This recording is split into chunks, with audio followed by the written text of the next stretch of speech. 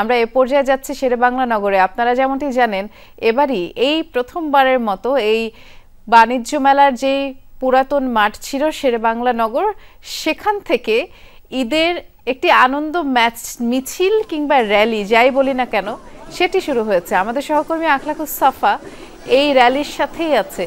সাফা, ঈদ মুবারক। আমরা দেখতে পাচ্ছি এই যে র্যালিটি শুরু হয়েছে, আমরা ঘোড়াও দেখতে পেলাম এবং খুব চমৎকার একটি আয়োজন এখান থেকে দেখে বলাই যাচ্ছে। খুব সম্ভবত এবারই তো প্রথম এরকম ঈদের দিন ঈদের আনন্দ মিছিল কিংবা র্যালি শুরু হলো। আপনি একটু আমাদেরকে জানাবেন সেখানকার যে উৎসব মুখর পরিবেশ চলছে সেই অবস্থা একটু আপনার মাধ্যমে দর্শকদের জানাতে চাই।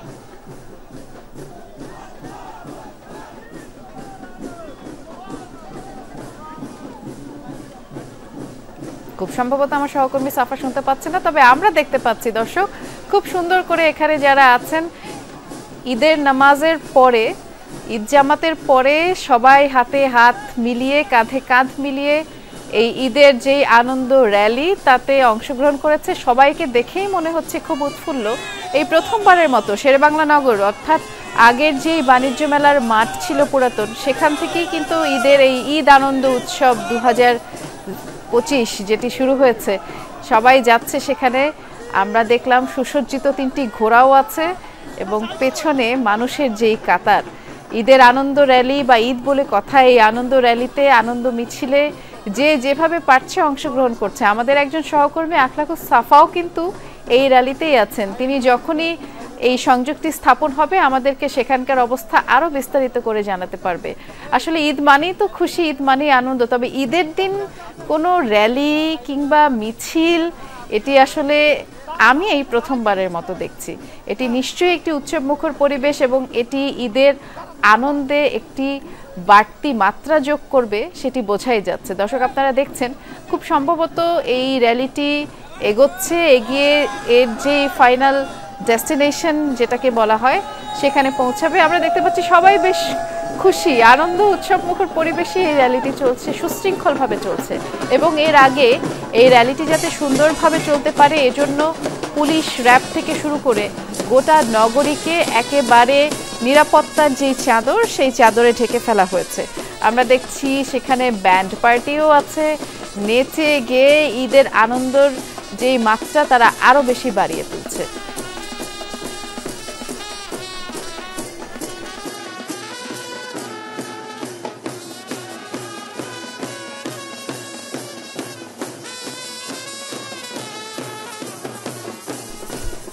দর্শক আমরা দেখতে পাচ্ছি ঈদের যে আনন্দ র্যালি বলি কিংবা মিছিল, এটি সংসদ ভবনের দিকে যাচ্ছে এবং এই মিছিলের সাথে কিন্তু আমার সহকর্মী আখলাকুস সাফাও আছে। সাফা, শুনতে পাচ্ছেন নিশ্চয়ই? ঈদ মুবারক। খুব চমৎকার একটা আয়োজন আমরা দেখছি, আপনি একটু আমাদেরকে জানাবেন এ সম্পর্কে বিস্তারিত।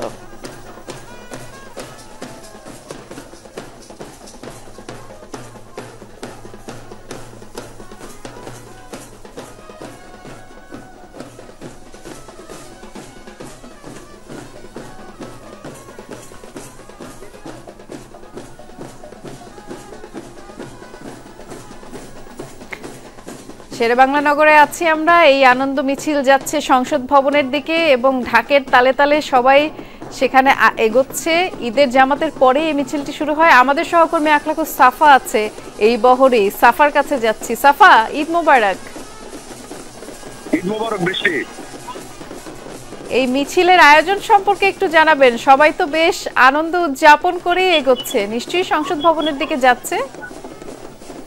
বৃষ্টি, হ্যাঁ ঠিকই বলছেন আপনি, সংসদ ভবনের দিকেই যাচ্ছে। মানিক ভাই এভিনিউর যে দক্ষিণ প্লাজার সামনে সেখানে একটি অনুষ্ঠানের আয়োজন করা আছে এবং প্রথমবারের মতো এবারের যে আয়োজনটি এই ঢাকাবাসী দেখলো, বিশেষ করে ঢাকা উত্তর সিটি কর্পোরেশন এলাকায় যারা বসবাস করেন, যারা এতদিন নামাজ আদায় করতেন বিভিন্ন মসজিদে অথবা পাড়া মহল্লার যে মাঠগুলো ছিল সেগুলোতে, তারা একসাথে লক্ষাধিক মানুষ একসাথে নামাজ আদায় করতে পারলেন আজ পুরনো মেলার মাঠে। এবং সেখান থেকেই নামাজ শেষ হওয়ার পরপরই কিন্তু এই যে ঈদ আনন্দ মিছিল যেটি, সেই মিছিলটি কিন্তু শুরু হয় এবং এই মিছিলের একদম অগ্রভাগে যুব ক্রীড়া উপদেষ্টা এবং একই সঙ্গে স্থানীয় সরকার মন্ত্রণালয়ের যিনি উপদেষ্টা আসিফ মাহমুদ সজীব ভূঁইয়া তিনি আছেন এবং এর পেছনে এই যে সমগ্র মুসল্লি যারা এই নামাজে অংশগ্রহণ করেছিলেন তারা কিন্তু এখন এই যে ঈদ আনন্দ মিছিল সেই ঈদ আনন্দ মিছিলে অংশগ্রহণ করেছেন। এবং এখানে আমরা যে বিশেষ দিকটি দেখছি সেটি হচ্ছে মানুষজন পরিবার সহ কিন্তু এসেছে। বৃষ্টি, ছেলে মেয়ে